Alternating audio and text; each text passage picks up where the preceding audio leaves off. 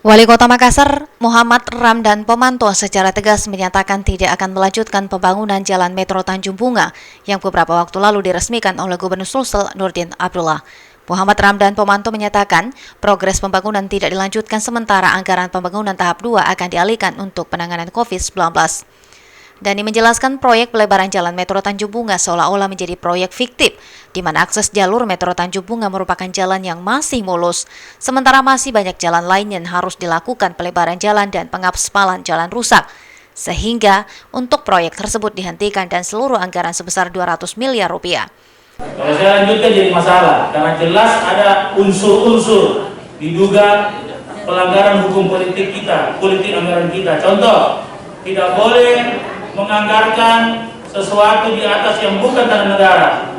Nah, alas hukumnya itu sampai sekarang saya sudah tanya semua orang, tidak ada. Hanya secara kertas, statement pernyataan. Itu pernyataan, begitu Pak ya? Bukan alas hak. Artinya terjadi pelanggaran hukum di situ.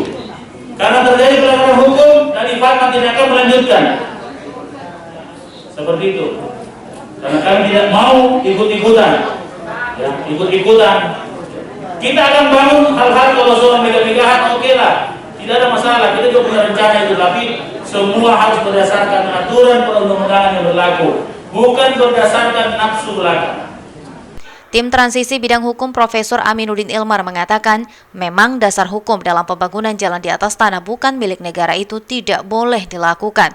Sementara pembebasan lahan di Jalan Metro Tanjung Bunga masih sebatas surat pernyataan dan legalitas lahan dibuktikan dengan alas hak atau sertifikat tanah. Sehingga Wali Kota Makassar menilai pembangunan proyek Metro Tanjung Bunga tidak sesuai dengan aturan dan juknis yang ada. Oh ya, kalau itu kan ini dari segi pelanggaran aturan tata cara, karena itu kan merupakan aset pemerintah kota. Nah, semua aset pemerintah kota itu tidak di tangan wali kota sendiri, harus memerlukan persetujuan DPRD. Nah, atas persetujuan DPRD lah, maka aset yang dimohonkan itu baru bisa disetujui atau tidak.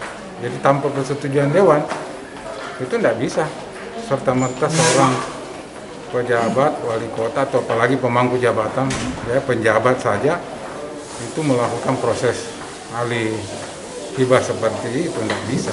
Jadi inilah yang kita katakan harus ditata kembali hal seperti itu. Bukan karena ada kepentingan, tidak, karena memang tidak sesuai dengan prosedur yang ada. Seluruh anggaran pembangunan proyek Metro Tanjung Bunga langsung dialihkan untuk penanganan COVID-19, khususnya untuk program Makassar Recovery yang menjadi program utama memutus rantai penyebaran COVID-19. Ira, Fajar TV dan Fajar Radio melaporkan.